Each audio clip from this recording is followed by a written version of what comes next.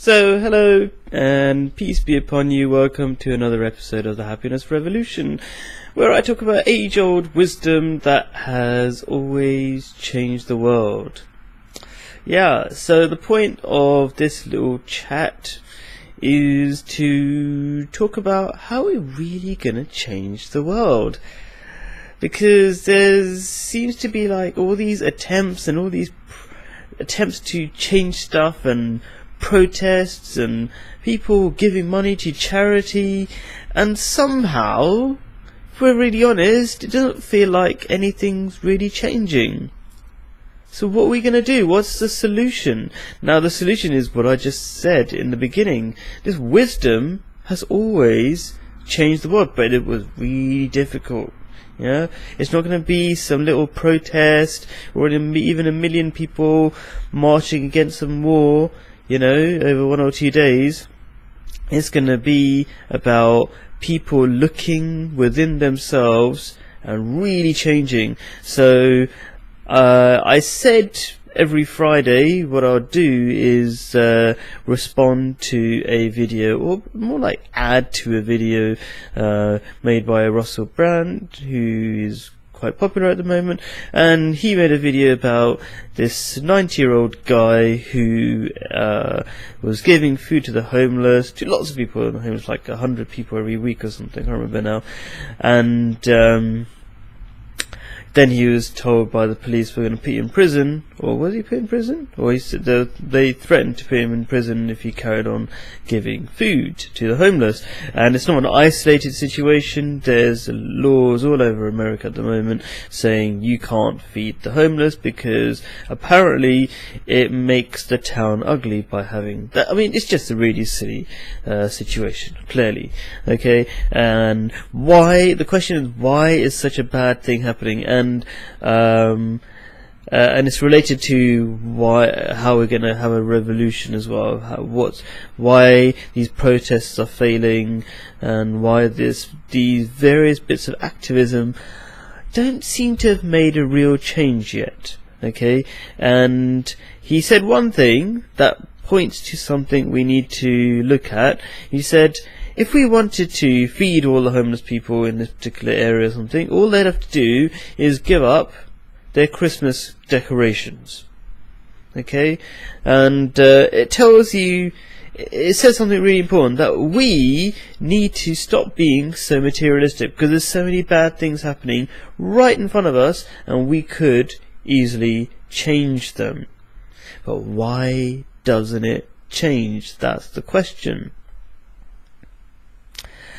Because we're not united enough, and we can't be united enough. We can't be united enough until we make one big change that we really don't want to change, and which this wisdom that I talked about right in the beginning has always asked us to do. The core of this wisdom, this spiritual wisdom, is God, and we don't like to hear that. Not really. We're getting close to it.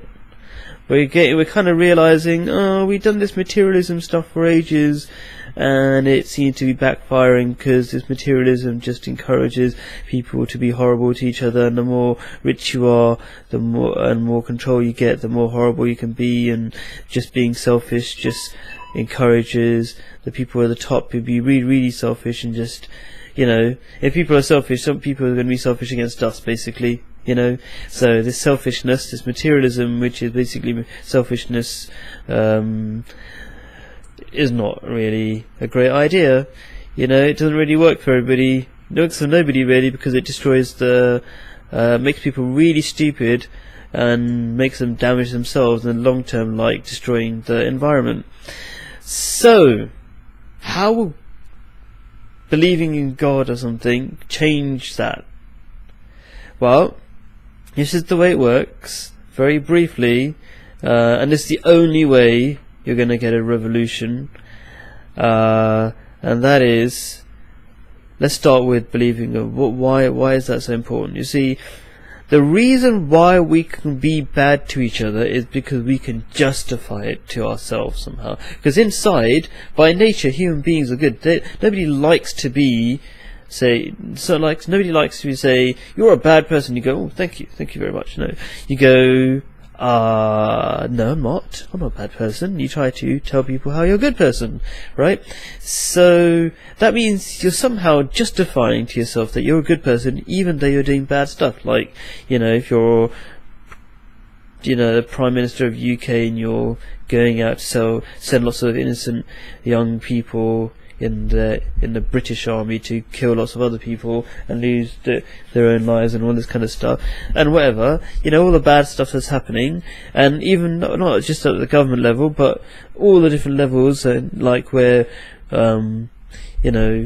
not doing good stuff. We're doing it because we're dishonest to ourselves, and that basic dishonesty starts with lack of belief in God. Okay, because that is the core truth which God has created that starts and ends everything. When you start believing in God, this is what happens. When you start believing in God, you know that this God, who is, all aware, all knowing, knows what you're thinking in your mind before you even do a bad thing. And then you'll stop doing the bad things and you'll start doing the right things. Okay?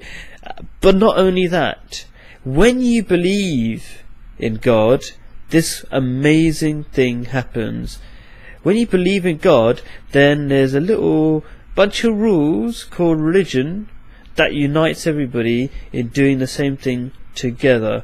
Let me explain that a little bit better to make it more obvious. When we're on a train, and especially if you're in a city like London, any what we call industrialised city, especially in the West, what you'll see is people not making eye contact with each other and all sorts of other weird things, right?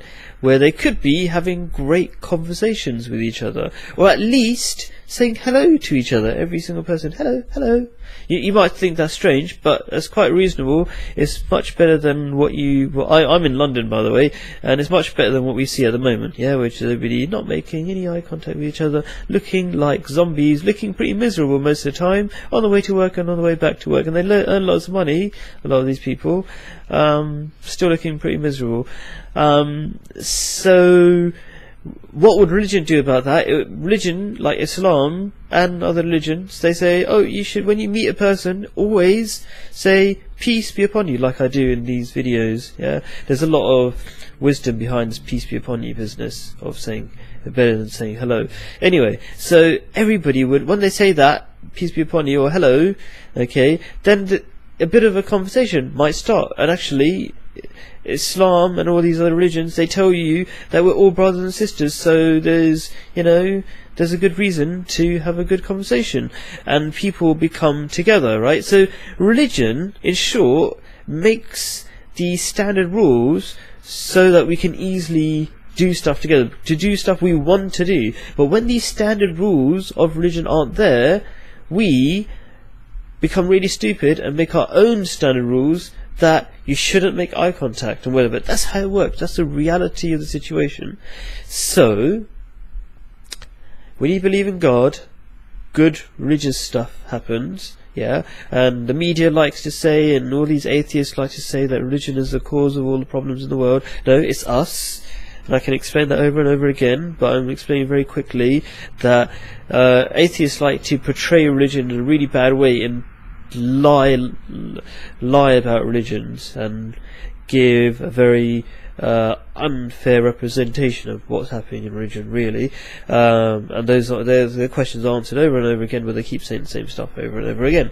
Anyway, so the point is, religion, the true religions, not the messed up versions, okay, basically encourage people to be together, to be united, to feel for one another, and all this kind of stuff. Okay, and that will only happen when you believe in God. Okay, and all these, when you believe in God, then you have to be honest with yourself. All these religions actually foretell the next phase, you see. So Judaism foretold Jesus coming, and so you'd have to believe in Jesus. And when you believe in Jesus, he foretold that Prophet Muhammad would come. Muhammad is in the Bible, by the way, and it's quite well known. You can just Google it, you know, but it's hidden for in their clever ways, and basically. And then Prophet Muhammad foretold a person who would come at this phase in what's it called, history, when a great revolution would be needed. And yeah, and then you would have unity. So I'm one of the followers of that great revolutionary of our age, Mirza Ghulam Ahmad. He's known as the second coming of Jesus, or the guided one in Islam, and Buddha also foretold the same person at this same time, and I mentioned that before. So did Krishna, by the way. It's very interesting, isn't it? All these people talking about the same person at the same time. There would be a revolutionary who would change the world. Even the Mayans, foretold a person at this time. Anyway, so that's the only way a revolution is going to happen. When you believe in God, then you will be honest with yourself. When you will start following these religions, whichever religion you start off with, or even the lack of any, you start following the truth quickly, and you end up with one situation: that there is a God. God is helping you by giving you a bunch of rules to make conventions that are natural and good for you, rather than making your own conventions that are messed up and really don't work. Okay, and then people become united, and then they will be able to fight against bad attitudes. When people behave badly, like governments won't be able to do ludicrous things like let really rich big companies not pay tax, and that tax could help the poor people, and the poor people will have to just pay more taxes. It's just crazy. It's what happened in the feudal times when kings just said, "Oh, you just pay tax, I want to be rich by myself," No good. Anyway, so that's my point of view. They're not really my point of view, sorry. That's age-old wisdom that has been taught in religions all the time, and we have got to start listening if we want to benefit. And if we don't, a lot worse is on its way. In short, World War III. Sounds crazy? No, it's not. It's not crazy at all. What did it take to do World War I and World War II? Not that much, if you think about it. And we've got a lot more reason for World War III. And that's probably the topic of another episode. Thank you for watching. Please ask questions. Ask questions. If you don't agree, ask questions and I'll answer your questions logically. Thank you. Please talk about these videos to other people as well if you want to do anything for this revolution.